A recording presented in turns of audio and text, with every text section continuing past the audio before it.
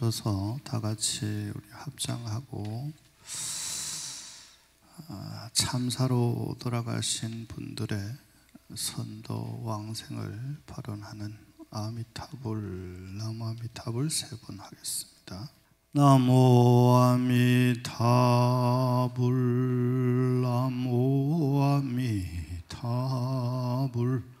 나무 아미타불.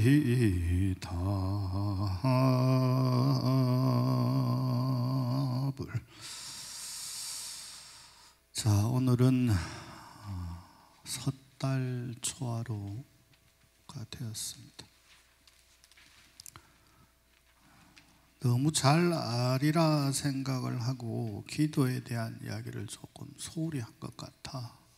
너무 저 꼭대기에 말씀만 주로 하고 정작 기도에 대한 이야기를 조금 덜 한 것 같다 싶어서 오늘은 기도에 대한 이야기, 공덕에 대한 이야기를 좀 하도록 하겠습니다. 우리가 음력으로 초3일이 되면 화엄기도, 신중기도, 정법기도라는 이름으로 3일간 열심히 기도 정진을 합니다. 그때 중심되는 기도가 화엄성중 기도인데, 화엄성중 기도를 이제 정확하게 이야기를 하면 그걸 신중기도 또는 신장기도라고 합니다. 그럼 화엄성중 또는 신장기도, 신중기도라고 하는 것이 정확하게 뭐냐? 왜 하는 거냐? 이걸 좀 알 필요가 있다. 그래서 화엄기도, 신중기도, 신장기도의 시작은 부처님 당시로 쭉 올라갑니다. 부처님 당시로 올라가면 이런 이야기가 전해져 내려옵니다. 저 하늘에 천왕들이 모여가지고 뭐라고 공덕에 대한 이야기를 막 합니다. 근데 자기들끼리는 모여가지고 아무리 이야기를 주고받아도 이 공덕이 뭔가 결론이 나지 않는 거예요. 그러다가 지상에 저 위대한 부처님이 계신다더라 라고 해서 부처님께 이 공덕에 대한 말씀을 질문을 드렸더니 부처님이 명쾌하게 공덕에 대한 이야기를 하시더라고요.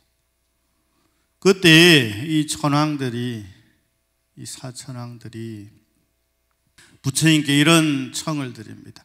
부처님이시여 이토록 좋은 가르침을 저희들도 꼭 좀 들으면 좋겠습니다. 그래서 법석이 열릴 때 저희들이 항상 그 법회에 동참하도록, 참여할 수 있도록 해주시면 너무너무 감사하겠습니다. 그리하면 저희들이 그 법석에 모인 이들에게 부처님의 가르침이 올바르게 전해질 수 있도록, 그들이 원하는 것이 이루어질 수 있도록, 부처님의 가르침이 오래도록 지속될 수 있도록 옹호하고 지키도록 하겠습니다. 이게 화엄성중의 시작이요, 사천왕의 시작이요, 신장들이 부처님의 가르침을 지키겠다 맹세한 시작입니다. 그때부터 시간이 점점 지나서 일반 대중이 꼭 필요한 일이 있을 때, 꼭 특별하게 기도 성취를 해야 될 때, 그때 짧게 하는 기도가 바로 화엄기도, 신장기도, 신중기도다. 그래서 신중기도, 신장기도는 여러분 길게 하지를 않잖아요. 짧게 합니다.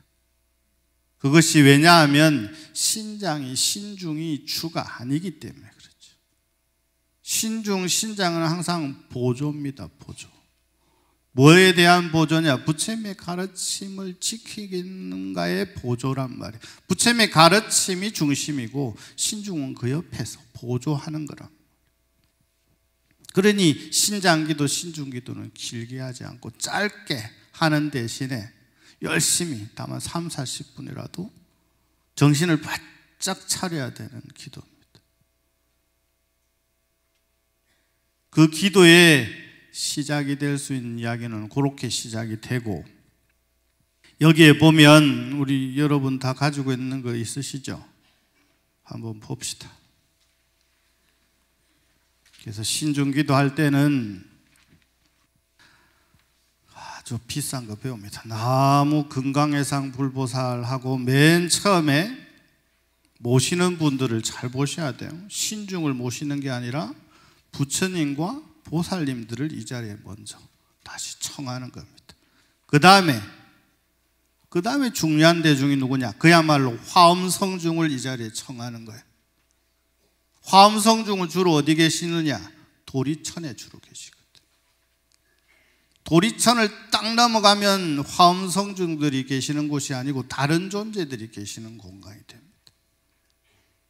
그래서 두 번째, 나무 도리회상 성현중 하면서 청하는 거예요.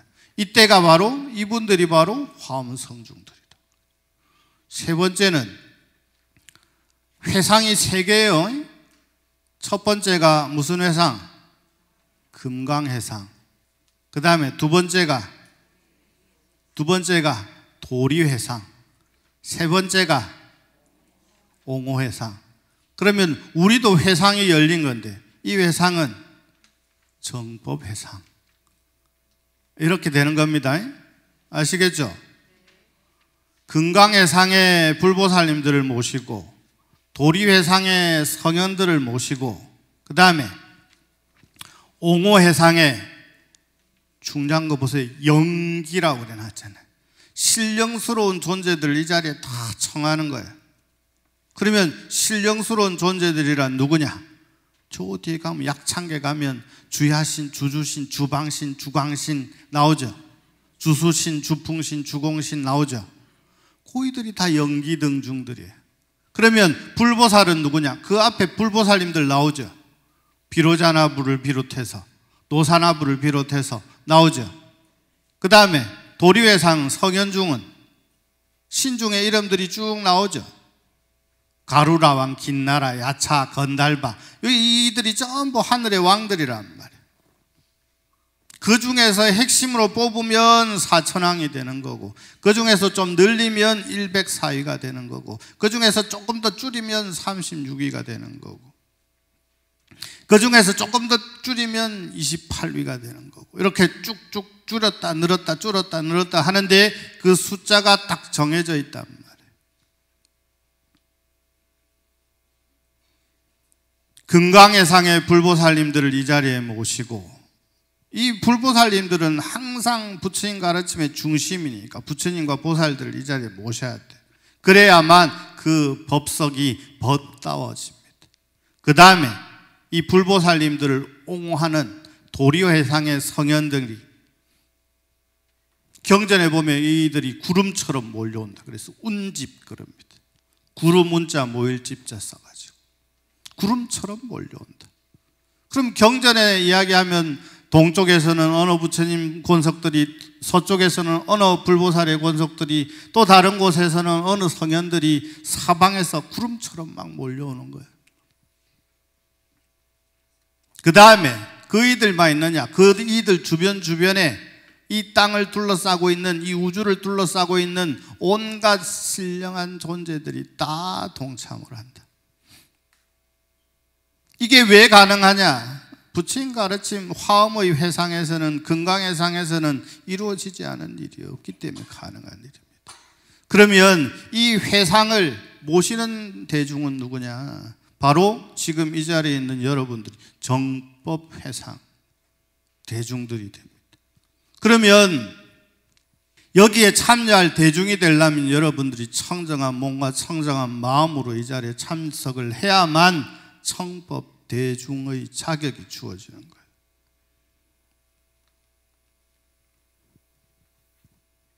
그러고 나서 보세요. 이제 보호소청진은 하잖아요. 이때는 여러분들이 따라 하는 거 아닙니다. 그래도 좋은 건 줄 알아가지고 따라 하려고 막 한둘이 뭐라고 꿍얼꿍얼거리는 소리가 들리는 건데, 보성청진은 스님이 간절하게 법식에 맞게 소리를 짓는 겁니다. 훗소리, 짓소리 해서 소리를 짓는다 그래요. 소리를 한다고 하지 소리를 짓는다는 표현을 합니다. 짓는다는 표현은 작법이라는 표현이거든요. 의식에 맞게, 법에 맞게, 법다이 보소청진을 해서 청하고, 청했으니까 공양을 올려야 되잖아요. 그죠?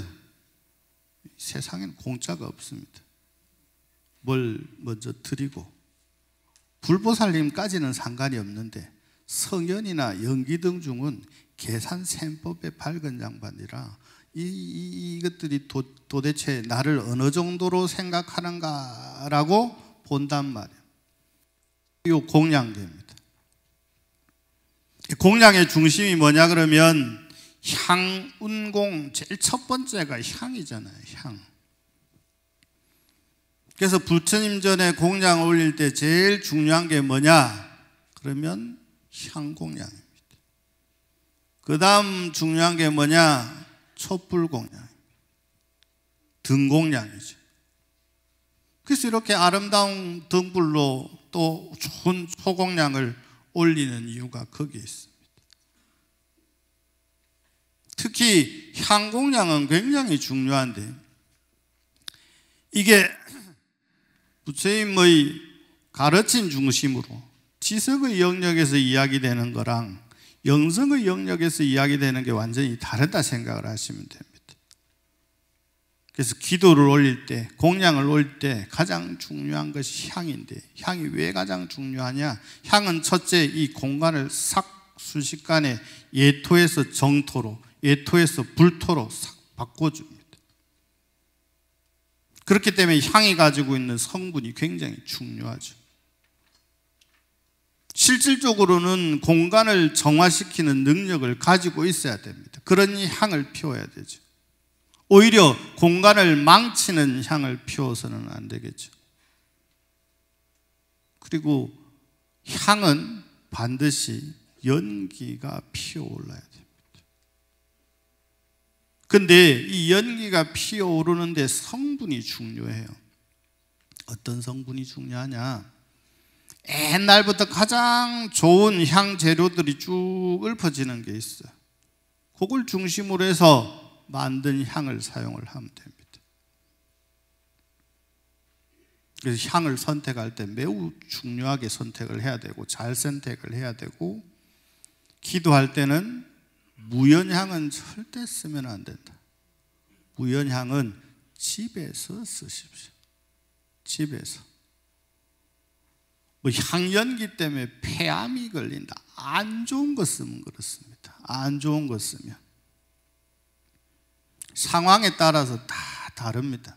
향 피운다고 해서 폐암 걸리냐? 아닙니다. 좋은 향을 피우면 몸에 오히려 이롭죠. 해로운 걸 피우니까 해로운 겁니다. 향을 피워서 해로운 것이 아니고 해로운 향을 피우니까 해로운 거다. 아시겠죠? 2차 청정향공, 제가 이 청정한 향으로, 그러니까 향이 올라가면 어떻게 돼요? 구름처럼 이렇게 생기는 거, 피어 올라가잖아요. 그게 향운이란 말이에요.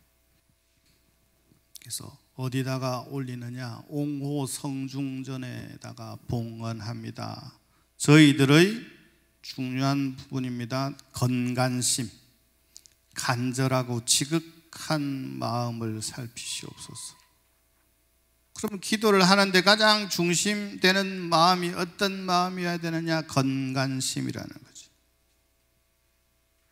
근데 여러분들은 기도를 할 때 어떤 마음으로 기도를 하느냐? 건간심으로 하느냐? 정성스럽고 간절한 마음을 건간심이라고 그러거든요.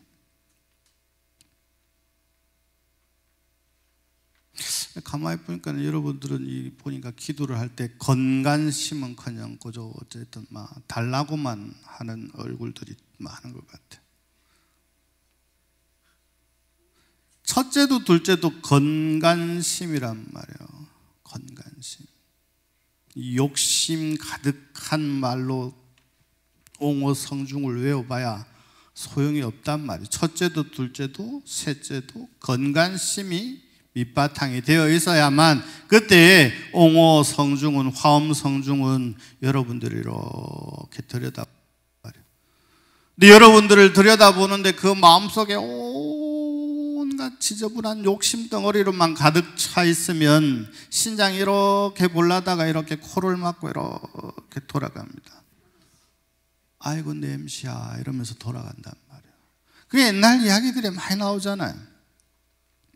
누가 간절히 화엄성중 해서 아유 막 기가 아파가지고 한 번은 가봐야 되겠다 하고 신장이 쓱 내려가는데 내려가다가 막 자꾸 뒷걸음치를 자꾸. 왜냐?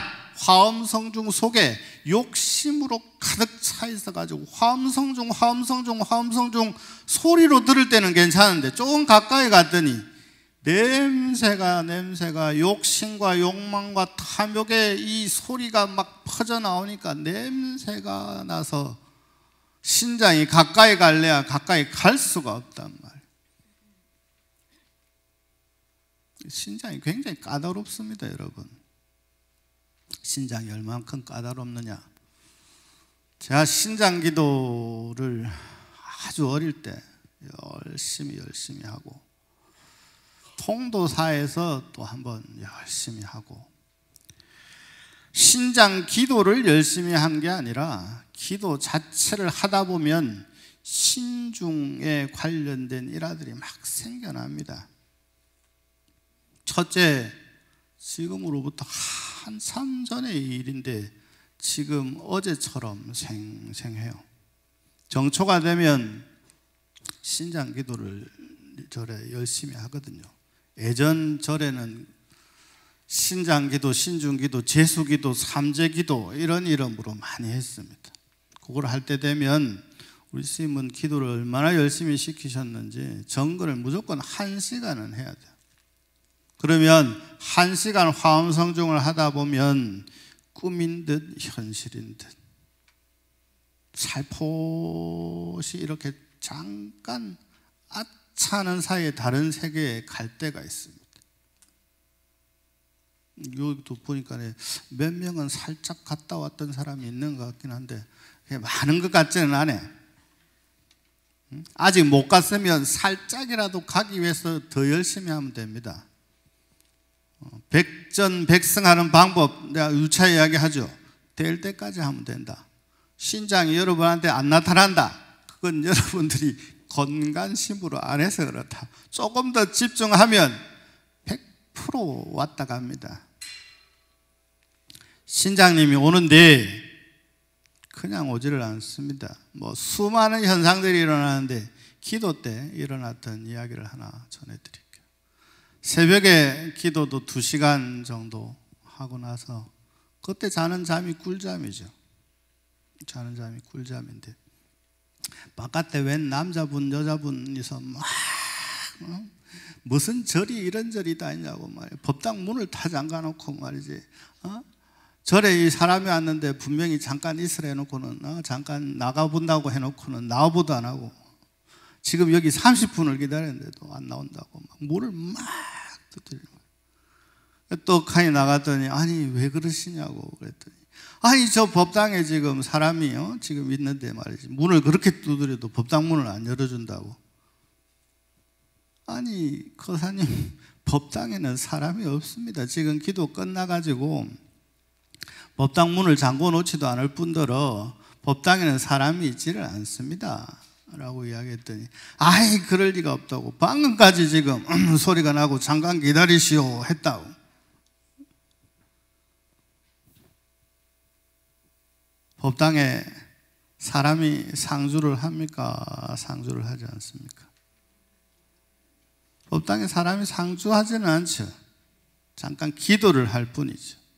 새벽 기도가 끝나고 고요한 시간인데 자기는 좀 늦게 왔다고 법당에 들어가려고 문을 땡겨 문이 안 열리더라는 거예요.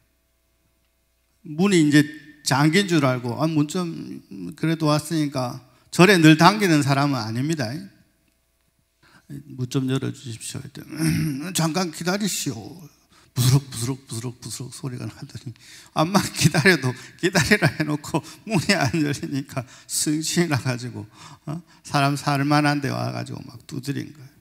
화엄성중이 지키는 도량은 굳이 여러 가지 뭘 장치를 해놓을 필요가 없습니다. 도량이 청정하면 일이 일어나질 않습니다. 일어났다가도 다시 제자리로 돌아옵니다. 우리가 이번에 불사할 때 모시는 화엄삼존이 저기 서산에 가면 영탑사라는 절에 계신 부처님인데, 이 부처님이 2번 도난을 당하는데 2번 다 다시 돌아오세요. 이게 옛날 일이 아닙니다. 최근의 일입니다. 한 3, 40년 전 이야기입니다. 그때는 절들마다 부처님 도난을, 태화 도난을 엄청나게 당할 때입니다. 왜냐하면 돈덩어리니까. 도둑놈 눈에는 부처님으로 안 보이고 돈으로 보이니까 얼른 털어가는 거예요. 그 중에서도 큰 불상은 속만 싹 파가지고 간다. 그래가지고 여러분들이 알만한 말이 세간에 막 퍼진 말이 있어요. 그래서 우리가 뭔 일이 있으면 복장 터진다는 말이죠. 에? 복장 터진다는 말이 있잖아요. 그 복장이 부처님 복장이에요. 그래서 부처님 복장 터진 부처님이 엄청나게 많아요. 겉은 멀쩡한데 이 속이 텅텅 빈 부처님이 겁나 많단 말이에요. 왜 그러냐 하면 돈 되는 건 이 복장 속에 다 집어넣는 거죠. 그러니까 부처님 뱃속에 것만 싹 빼가지고 싹 닫아 놓으면은 부처님을 평소에 이렇게 밀고 당기고 하지는 않는단 말이에요.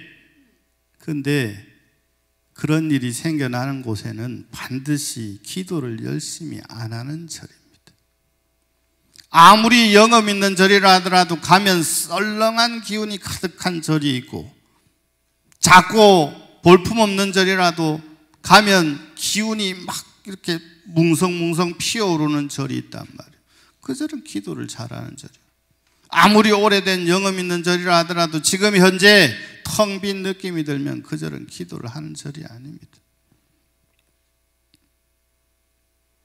신장 기도를 딱 하는 순간 도량이 청정해지고 청정한 기운으로 싹 감돌아야 됩니다. 그러려면 그 도량에서 사는 사람들도, 도량에 참여하는 사람들도 일단 음식을 청정해야 하고 몸을 청정해야 하고 마음을 청정해야만 그 도량이 청정해진다.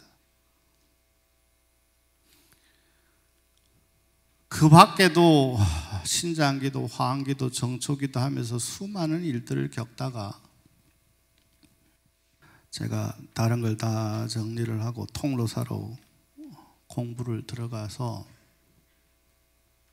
천일 정진을 해야 되겠다라고 서원을 세우고 화엄성중의 가피지력으로 천일이 무사히 마쳐지기를 발언합니다 하면서 매일 차를 다려서 올리고 매일 향을 준비해서 올리고, 그때는 제가 향에 흠뻑 빠져 있을 때라 제가 구할 수 있는 최고의 향과 제가 구할 수 있는 최고의 차를 공양을 올렸어요. 뿐만 아니라 100일 될 때마다 제가 공양을 올렸습니다. 누구에게 시키지를 않았어요. 100일 할 때마다 공양물은 제가 그때 당시에 승가대학의 교수로 있을 때니까 보시금을 받은 것 중에서, 공양을 따로 받은 건 아닙니다. 공양을 따로 받지도 않았습니다. 왜 그러냐 하면 그 절에서 공양을 받았다 소문이 나는 순간 저는 천일 기도고 뭐고 그만둬야 돼요. 큰 절은 시집살이가 그렇게 무섭습니다. 매일 차를 다려서 올리고 매일 향을 공양을 올리는데 800일 딱 넘어갈 때쯤 중간중간에 마장이 생기기는 한데 딱 800일에서 900일 딱 시작할 때부터 매일 꿈을 꿨어요. 거의 매일 꿈을 꿨어요. 어떤 꿈을 꿨느냐?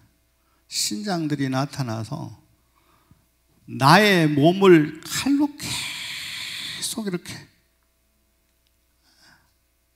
매일 와서, 근데 매일매일 다른 신장이 점점 변해. 폐면 처음엔 피가 안 나다가 나중엔 피가 나다가 피 색깔이 달라지다가 똑같은 시간에 거의 똑같은 꿈을 꾸는데 신장만 달라져요. 그러다가 천일 끝날 때쯤 되니까 신장님이 완전히 이제 황금빛으로 바뀌고, 그 다음에 신장은 사라지고 나한들이 등장을 하더라고요. 그래서 천일을 무사히 마쳤어요. 화엄성중의 가피라고 저는 생각을 합니다. 왜냐하면 나의 서원이 올바랐다고 생각을 하지만 큰절에서 천일 기도를 한다는 것은 공식적으로 기도가 아니라 거의 개인 기도란 말이에요. 정말 많은 마장이 있었습니다. 말도 안 되는 이야기로 저를 모함하는 일도 있었고, 저 스님이 신도 모은다, 따로 돈 받는다, 이러한 것을 방지하기 위해서 기도 딱 끝나면 말도 안 하고 돌아섰건만, 그럼에도 불구하고 대강명전이라고 하는 곳에서 기도를 했는데 대강명전에 사람이 다 간다, 다른 전각에는 안 간다, 저 사람들이 다 저 스님 신도들이다,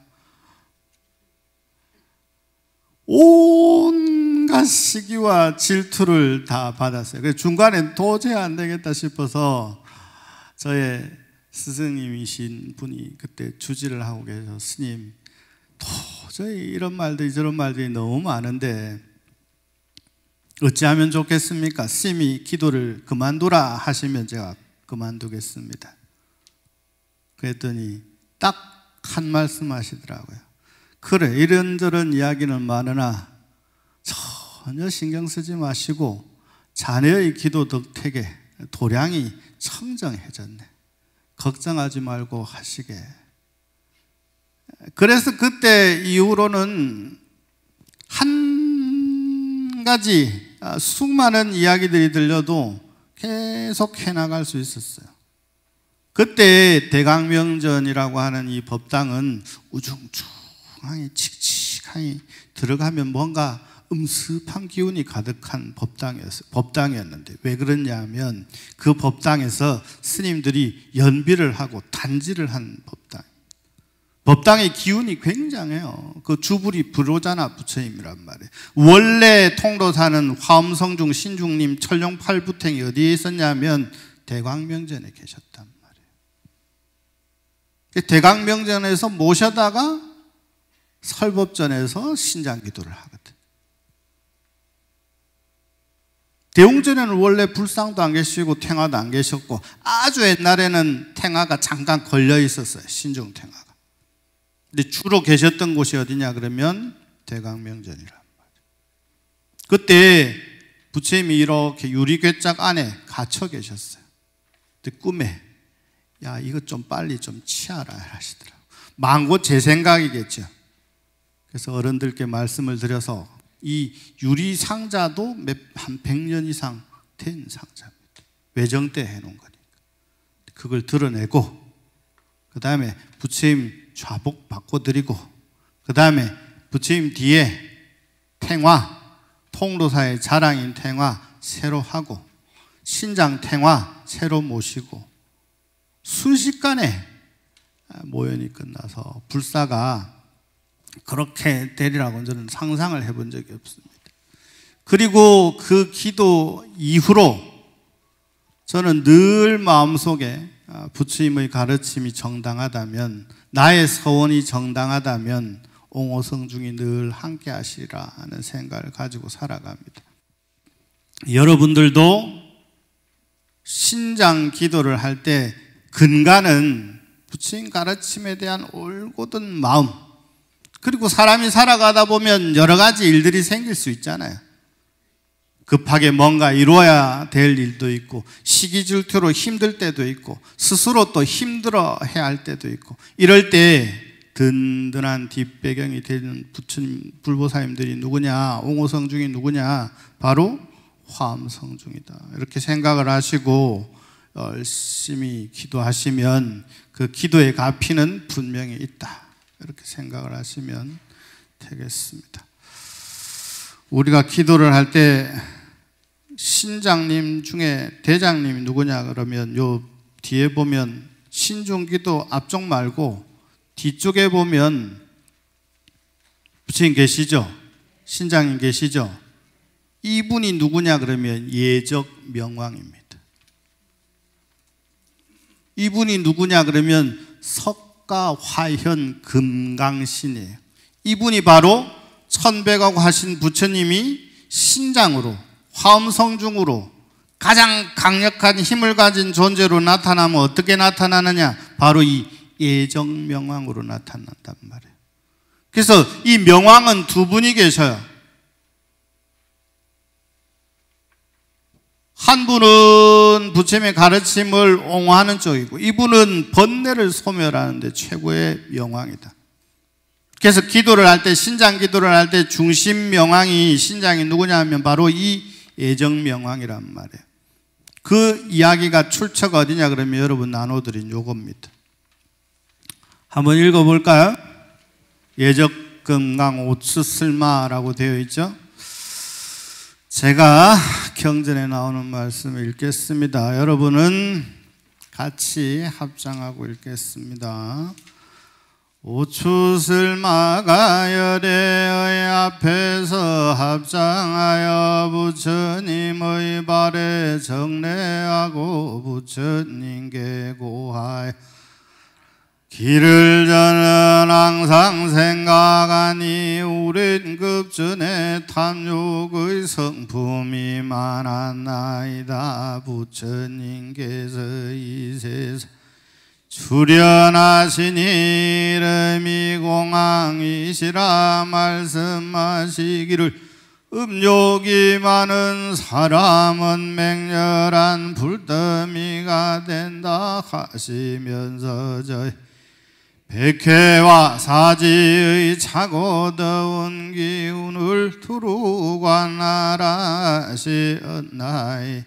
신기한 광명이 속으로 옮기면서 음심이 변화 지혜의 불이 되었으며 그때부터 여러 부처님이 저를 부르시 화두라고 하셨나이다. 저는 화강삼매의 힘으로 아라한을 이루고 대원을 바라기를 모든 부처님이 도를 이루실 적마다 역사가 되어서 마군과 모든 원결을 친히 항복받겠다고 했나이다. 부처님께서 부르시니 저는 몸과 마음의 불기운을 관하여 걸림없이 유통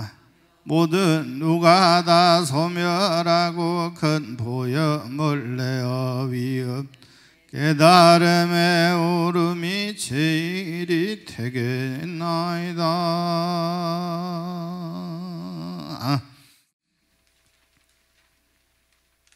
자, 그러고 나서 여러분 요 가지고 있는 여기 이 예적 명왕을 한번 보십시오. 머리가 진짜 헤어스타일이 뭘로 돼 있어요? 뭘로 돼 있어요? 불덩어리로 되어 있죠? 그죠? 여기에 뭐라고 되어 있어요? 신기한 광명이 속으로 엉기면서 음심이 변화하여서 지혜의 불이 되었으며 그때부터 여러 부처님이 저를 부르시기를 뭐라고 불렀다? 화두라고 하셨나이다. 불머리란 말이에요. 그리고 그 뒤로 불덩어리가 또 있죠. 이게 화강삼매의 든자만이 나타낼 수 있는 삼매의 불입니다. 그러니까 불교의 조각품이나 미술품이나 그 다음에 그 성상들은 어느 하나 허투루 만들어진 게 없어요. 그러고 보니까 이게 그렇게 만들어졌구나, 이렇게 해서 이러한 상들이 조성되게 되었구나 하는 걸 알 수가 있잖아요. 이게 능엄경 원통장이라고 해서 각각 당신은 어떻게 깨달았습니까? 라고 사회자가 하면 저는 이러이러한 인연으로 이러이러한 가르침을 깨달았습니다. 그 중에 한 명이 바로 예적 명왕. 그래서 요 뒤에도 나오죠. 예적 명왕 대원만 다란이라고 나오죠. 여기에 보면 나오잖아요.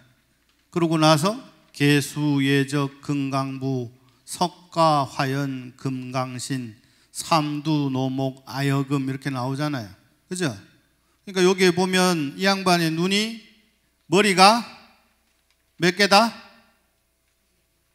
머리 푸떡 새알릴 보이소. 3개 정도는 새알릴 수 있잖아요. 하나, 둘, 3개 정도는. 이 사람들이 유치원, 대자 유치원 안 나왔는가 봐요. 삼두, 그 다음에 노목 그랬으니까 눈을 그냥 이렇게 자비의 눈을 뜨면 안 돼. 이때는 어떻게 떠야 돼요? 부릅 떠야 돼. 이렇게 막 번뇌가 오다가도, 귀신이 오다가도, 잡된 것이 오다가도 그냥 놀래가지고 그냥 사방팔방 달라나도록. 삼두, 노목, 머리 3개에 눈이 전부 노목이라.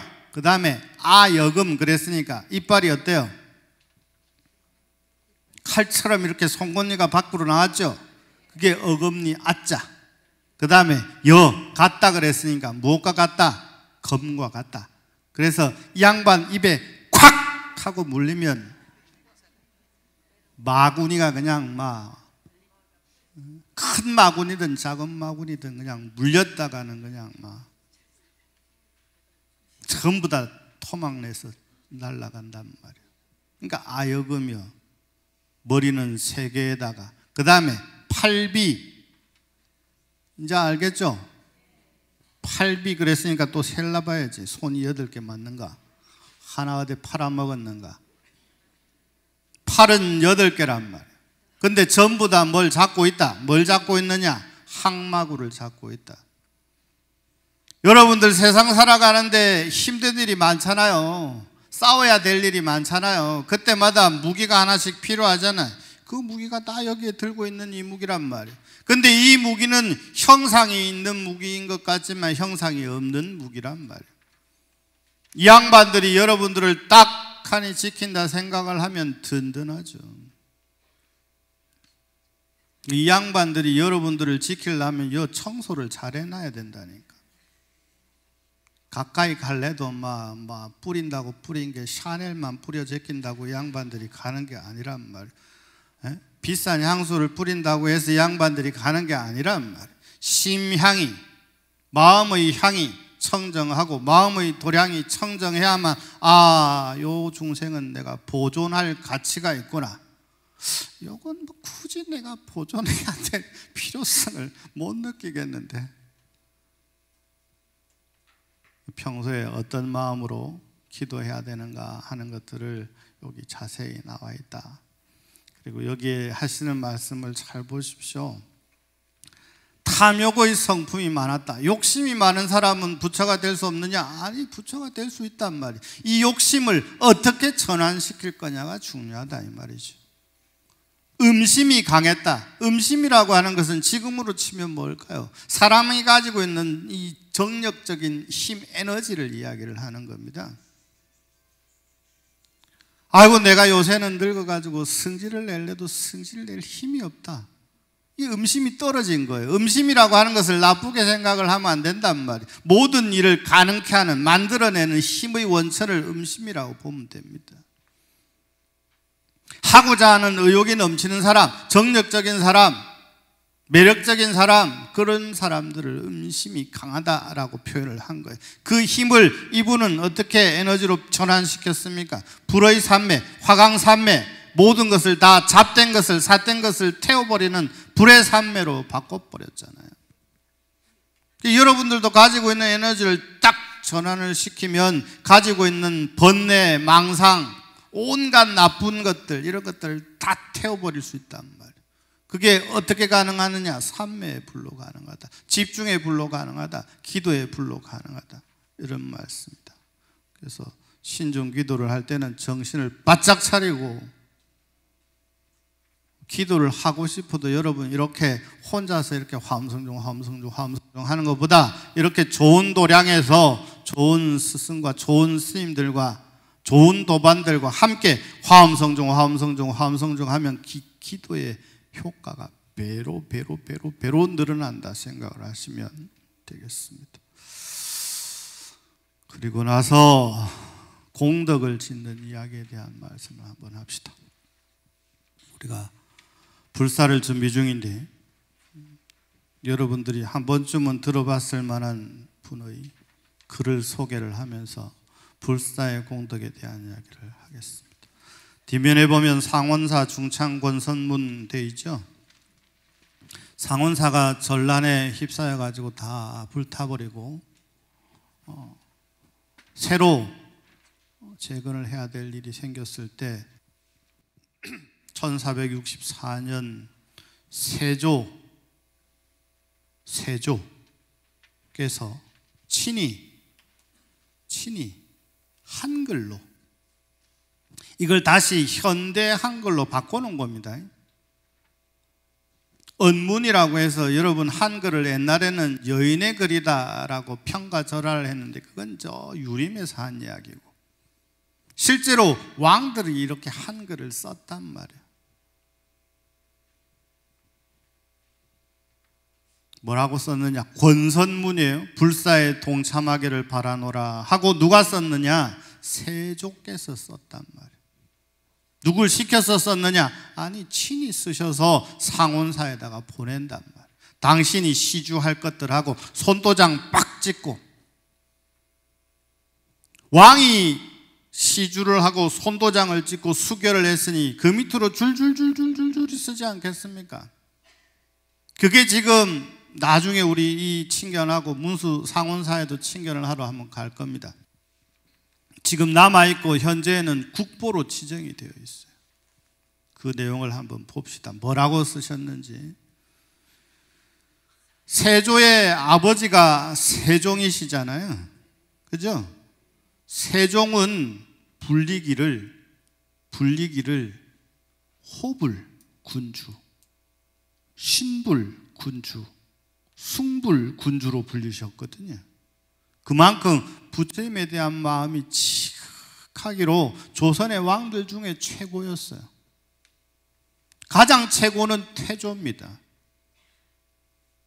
태조는 당신이 사리각을 짓고 회암사라고 하는 엄청난 절을 직접 감독을 하면서 지으시니까.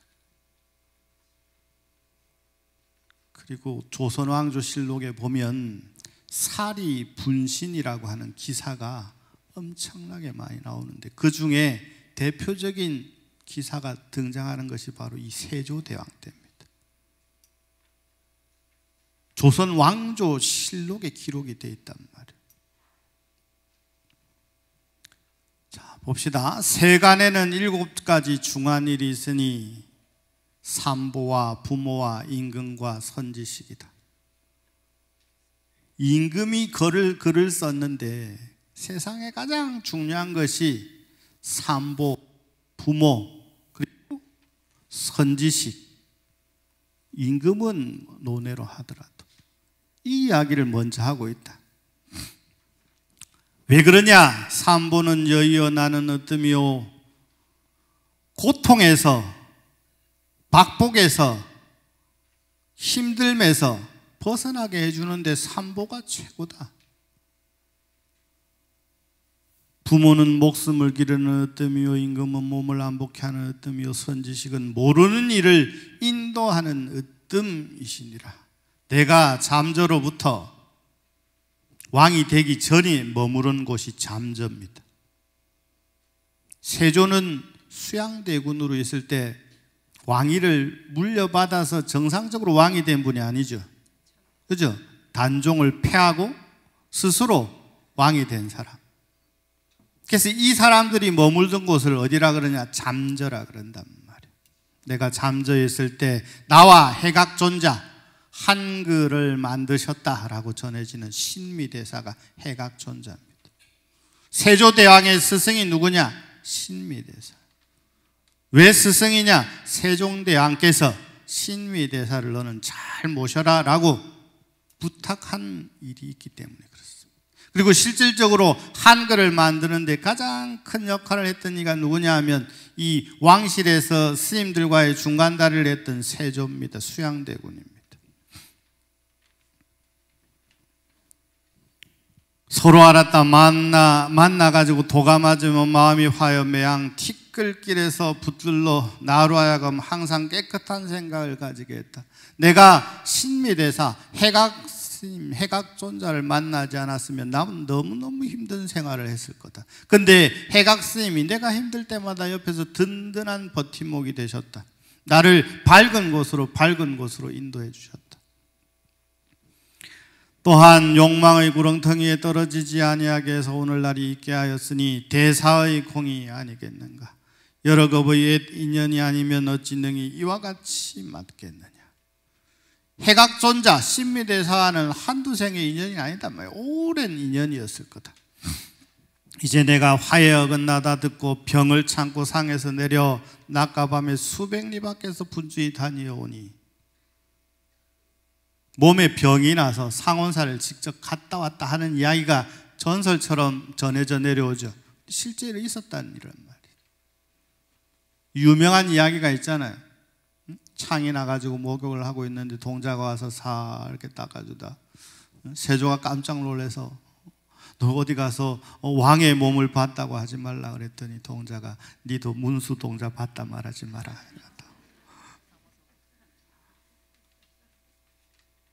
이런 일이 있었기 때문에 그런 설화 같은 것들이 만들어지는 거예요. 진짜냐 가짜냐를 떠나가지고.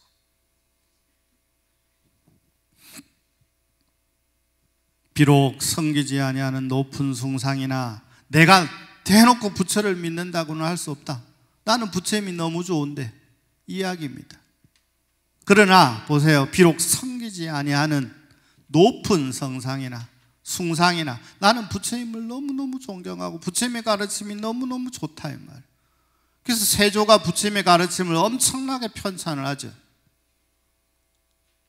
한글을 만들었다 전해지는 지편전은 없애고 대신에 만든 게 뭐냐? 간경도감이란 말이에요. 그 말은 지편전에서 한글을 만들었다라고 하는 것이 아닐 수도 있다라고 하는 역사적 사실을 뒷받침해 주는 겁니다.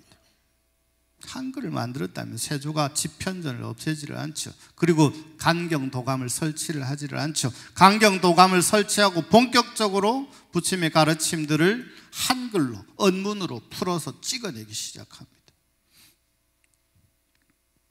중생을 제도하시는 큰 자비에 어찌 하시겠느냐. 내가 듣고 놀라 감동한 눈물이 그지없었다. 또 대사가 하결스님, 학조스님과 함께 옷을 다 팔아서 자기가 가지고 있던 걸 다 팔아서 열심히 절을 재건하려고 하는 스님들의 모습을 신령스러운 절을 다시 지으려 함을 들었다. 대사가 나를 위하여 마음을 쓴과 내가 대사를 위하여 언덕에 감동함이 사람이 이를 바가 아니니라.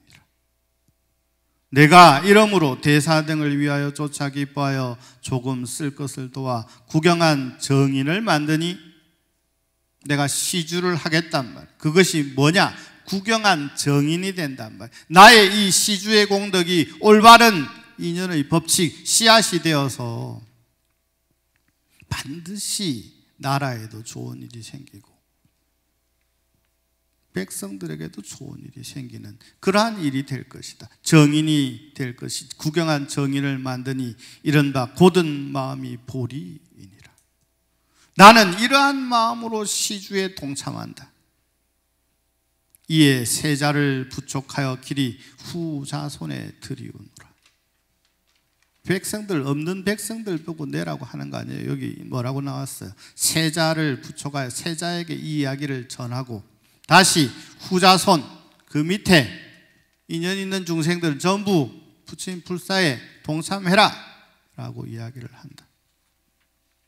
직접 쓰신 이 글이 상원사 박물관에 가면 딱 모셔져 있습니다. 여러분들과 함께 상원사에 가면 비로삼존, 화엄삼존이 모셔져 있고 또 이토록 아름다운 글이, 권선문이 모셔져 있으니 언젠가 참배할 날이 있으리라 생각을 하고, 우리의 부처님 일을 함에 있어서 이러한 마음으로 한다면 못 해낼 일이 없을 뿐더러 화엄성중에 함께 하시니 안 될 일이 없지 않을까, 이런 생각을 해봅니다. 여러분들도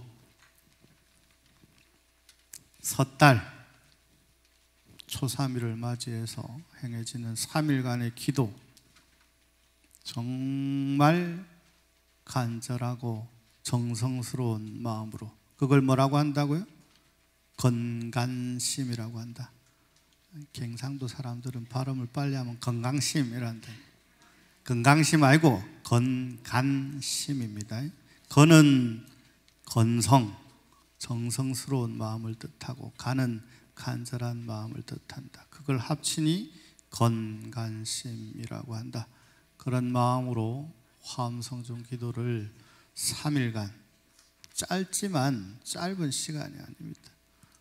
얼만큼 집중하느냐가 중요하니까 3일간 딱 해보시면 분명히 화엄성중의 가피가 함께 하시리라 생각이 듭니다. 섣달 잘 보내시고 을사년 잘 맞이하시는 날들 되시기를 바라겠습니다. 마치겠습니다.